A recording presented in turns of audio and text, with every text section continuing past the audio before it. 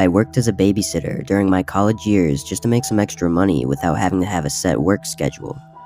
For the most part, I took care of this one family's 4-year-old boy a couple times a week, as the parents would often have dinner events for work. The boy was quiet, but I appreciated that because he was easy to watch over. He didn't do much besides watch TV and play with toys, and he seemed to like me. This was my 6th time watching after him. I had got to the house just before his parents left, and they explained that they would be back home around 11 tonight, and I needed to make sure that he was in bed by 9. The first few hours went as usual. I watched TV with him and made him a small frozen pizza.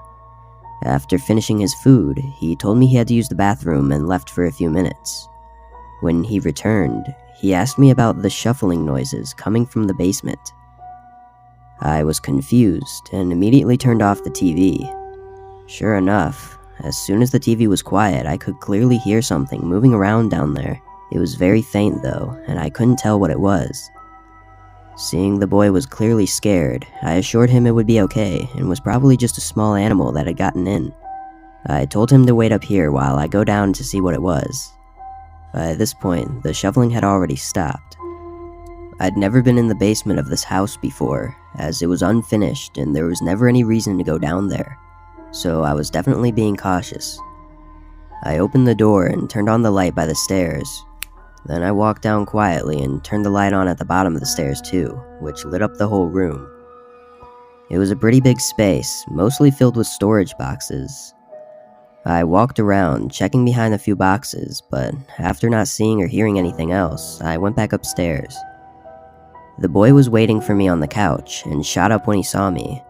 I told him everything was fine and nothing was down there, and gave him a big hug just to make him feel better. After a few minutes, we had already forgotten about the whole thing, and a couple hours later, it was getting close to 9 o'clock and I started to get him ready for bed. We went upstairs to his room and I made sure he was ready, then said goodnight and went back downstairs. I sat on the couch for probably 30 to 40 minutes just scrolling through my phone before hearing shuffling from the basement again, but this time it was a lot louder. My heart stopped for a second as I listened. Then I heard the bedroom door open upstairs and the boy call out my name. I told him to stay where he was and not to come down. I got up and made my way to the basement door. At this point, I was pretty terrified. I pulled out my phone and had it ready to call 911 as I opened the door as quietly as possible. The shuffling sounded like it was close to the bottom of the stairs now. I reached over and flicked on the lights. Immediately, I slammed the door shut and ran upstairs to get the boy, then went straight out the front door and called 911. I stood across the street from the house, looking at the windows as I waited for the cops to come. I also called the parents to let them know what had happened and to come home as soon as they could. When the police finally arrived, I told them what happened. As I turned on the lights by the stairs, I saw a half-naked man crouching down by the bottom while searching through a storage box. They carefully searched the home and found clear evidence of someone having lived in the basement recently, with piles of trash shoved in boxes, but they didn't find anyone. When the parents arrived, they thanked me for calling them and talked to the police about the situation. About an hour later, I was able to go home as they secured the house and filed the reports. I spent the next few days really shaken up and being pretty paranoid. For a couple of weeks, I kept in touch with the parents to see if there were any updates on the man, but nothing ever came up. Eventually, we lost touch as I no longer wanted to babysit anymore. I think the most terrifying thing about it was that he never got caught, and he could be living in someone else's basement right now without them even knowing.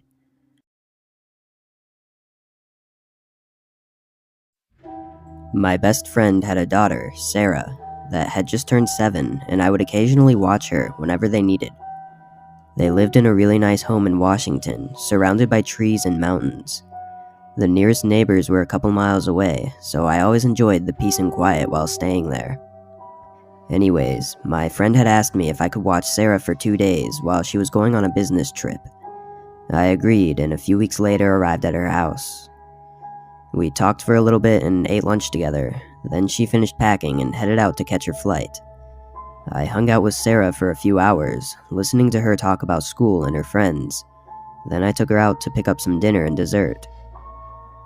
We got back to the house around 8 and agreed to watch a movie just before bed. I sat on the couch and began scrolling through a list of movies to find one when I hear Sarah ask me, "Who's that?" I look where she's pointing, at the front door, and then hear someone knocking. With the house being so isolated, I never thought anyone would come up to the door. Nervously, I walked over and cracked the door open. There was a tall man standing on the porch. He looked a little surprised when I opened the door. "Can I help you?" I asked. He leaned to the left, looking through the crack in the door, then replied, "Sorry, just making sure someone was home." Then he turned away and started walking. Obviously, I found this very strange and a little bit creepy. I closed the door and locked it, then went to the back door and locked it as well. Sarah asked me who it was, and I told her it was just a neighbor, then went back to the couch and started a movie. We both enjoyed the movie, though it was a little bit longer than I had thought. I told Sarah it was time for bed, and then followed her upstairs as she got ready. Once she was in bed, I came back down and sat on the couch. It was a little bit after 10, and I wasn't too tired yet, so I figured I'd turn something on the TV and just wind down for a bit before going to bed. As the TV played, I started to hear a crunching sound coming from somewhere. I muted the show and listened more carefully.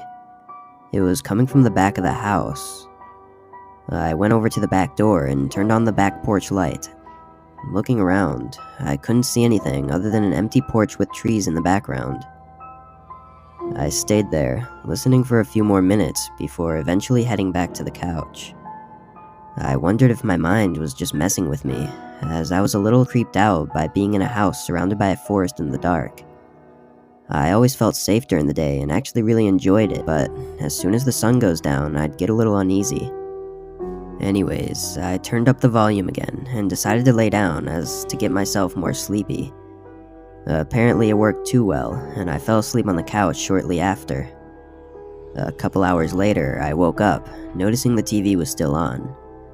I turned it off and sat up, rubbing my eyes tiredly. But then I started to get an uneasy feeling again, as I noticed how silent it was in the house. There wasn't any sound at all. Then I began to hear that same crunching sound, but this time clearly sounding like footsteps. It was coming from the right side of the house, which was right by the room that I was in. A few seconds later, they stopped, seemingly right outside one of the windows that had the curtains down. Truly frightened, I walked over to the window slowly and quietly, and pulled back the curtain. Nothing was there. I looked around and didn't see anything. I figured I had been imagining it, and was just really tired, so I got a glass of water and headed upstairs to get to bed. The next morning, I made us some breakfast and we sat down together to talk about what we wanted to do today. But as we were discussing plans, Sarah asks me why I was walking around outside last night. I froze for a moment, then asked her what she saw. She said she had heard someone walking around the house for almost an hour just after she had gone to bed. Chills ran down my body, and I told her to stay inside while I went to look around outside. I grabbed a small knife just in case, and went out the front door. Walking around the house, it was hard to tell if anything was from last night or had already been there. But I did notice some scratches on the walls near some of the windows and doors, but other than that, everything seemed normal. I couldn't tell if there were any footprints, as the yard was mostly thick grass. As I made my way back to the front door, I saw that same man from yesterday walking down the street in front of the house. He was just walking past, but again, this house was pretty far from anything else, so he had to have walked a couple miles at least just to get there. I went back inside and told Sarah that we were going to go to the mall today and walk around. I really didn't want to be in the house anymore, so I wanted to spend as much time away as possible. We stayed out for a while and didn't get back to the house until 6.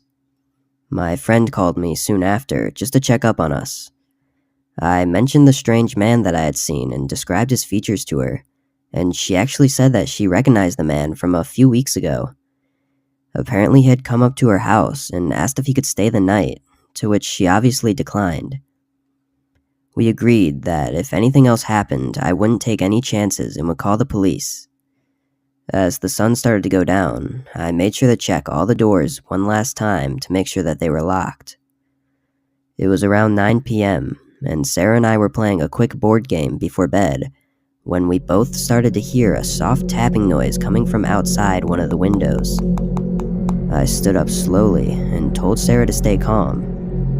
But then a loud scratching came from outside the walls of the house, right by the window in the room we were in. I grabbed Sarah and ran into the garage.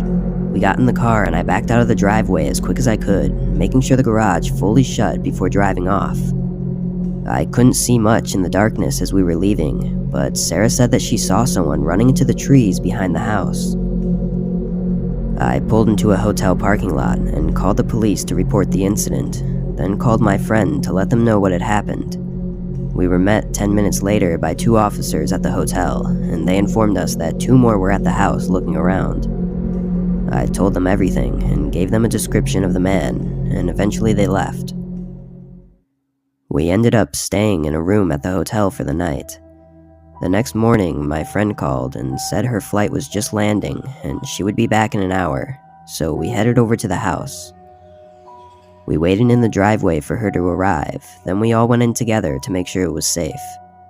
I stayed for a few hours just to talk about everything, and then I said goodbye and went home.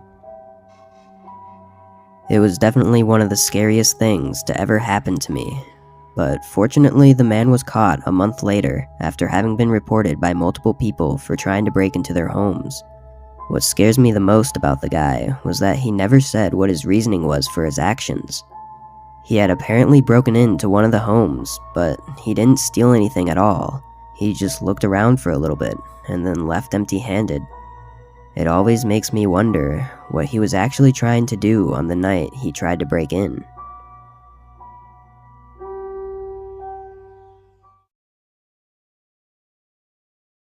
When I was 13, I had a babysitter that would come once a week, as my mom would work late every Saturday night.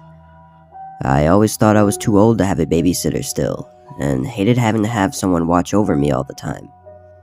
The main person my mom would have over was a 20-year-old guy, Thomas, that was the son of one of my mom's work friends. This guy was really weird, and I didn't like him at all. He didn't talk much and just acted really awkward and strange, but whenever he interacted with my mom, he would act extra nice and talkative. I would bring it up with her, but she'd always say I was just trying to get rid of him so I could be alone. Anyways, it was a normal Saturday night, and Thomas had just arrived, a little late as usual. My mom talked with him for a little bit and then headed to work. I walked over to the couch and turned on my Xbox to play some video games just to pass the time. I'd usually go to bed at 10, so I'd have to spend 4 or 5 hours with Thomas. Most of the time, I'd find something to do alone, because he'd never really talk to me and would just hang out in the kitchen or in our loft area. And today was no different. He stayed in the kitchen for a little bit, and after a few minutes, I heard him talking to someone. I tried to listen as best I could, but I couldn't make out what he was saying. The kitchen was right behind the living room that I was in, but he was talking really quietly. He went on for a few minutes, and then the talking stopped, followed by him coming into the living room and standing next to the couch. I looked up at him and saw he was holding his phone. Thomas said someone was going to come over, just for a second, and not to worry. I didn't really know how to respond other than to just say, okay. It was pretty weird though, and I knew it was definitely not something any babysitter should do, but I also knew that there was nothing I could really do about it. The next 20 minutes were really awkward, as he didn't take out his phone or anything. He just sat there on the couch with me, looking around and not saying anything. He would rarely ever be in the same room as me, so this was pretty out of the ordinary. Our living room was right by the front door though, so I guess he was just waiting for the person to get here. Eventually, a car pulled into the driveway, and a man came knocking at the door. Thomas shot up and went over to the door, then stood right in front of it for a moment, before turning to me and telling me that he'd be back in just a minute. Then he opened the door and walked outside, and shut the door behind him. This whole situation had me curious as to what was going on with him. The blinds on the windows were cracked open just enough for me to see the two of their shadows as they moved around in the driveway. I could tell that the man handed Thomas a large bag and then got in his car and drove away. A few seconds later, I heard the lid of the garbage can outside slam shut, followed by Thomas coming back inside through the front door. The whole interaction seemed odd, and I couldn't help myself from asking him what it was all about. Thomas replied, telling me that it was just his friend and that he left his wallet at his friend's house last night, so he was just dropping it off. I could tell there was something wrong with the way he answered, and it didn't explain the large bag I saw him holding, but I didn't want to question him any further, so I just said okay and went back to playing my game. But things got a lot more strange as the night progressed. During the next hour, I could hear Thomas having multiple phone calls with someone in the kitchen, and at one point, he went into the far loft area where I could hear him raising his voice. Still though, I couldn't make any sense of what he was saying. After maybe the 5th or 6th call, the same car from earlier pulled into the driveway again, and Thomas immediately ran outside without saying anything. I could tell from their body language and the way that they were moving around that they were clearly arguing about something. Then Thomas left for 30 seconds, and then came back with the bag from earlier. The man took it and put it in his back seat, then drove off in a hurry. Thomas came back inside, and I could see the frustration on his face. He went over to the kitchen and didn't come back until 10, when he told me I had to go to bed. I got ready and laid in bed, while Thomas stayed downstairs. He would usually stay until my mom got home at 12, but just a few minutes later I heard the front door open and close. I waited for 10 minutes, then got up and went downstairs to see if he was still there, but sure enough, he had left. I looked out the window and his car was gone too. I stayed up in bed for a few hours to wait for my mom to get home, and then told her everything that had happened. She seemed to believe me this time, as she also thought it was strange and really unprofessional to leave the house before she came home. The next day, she tried calling him, but he didn't answer. Eventually though, she got a hold of her friend, who was Thomas's mom, and asked what happened, and she said that Thomas came home feeling sick. We both knew that was a lie and didn't make much sense, as he could have just called her and told her he wasn't feeling well. Anyways, it's been almost 10 years since all that happened, and I still find myself thinking about how weird that night was. I always wonder what the two were arguing about, why he left, and what was in the bag.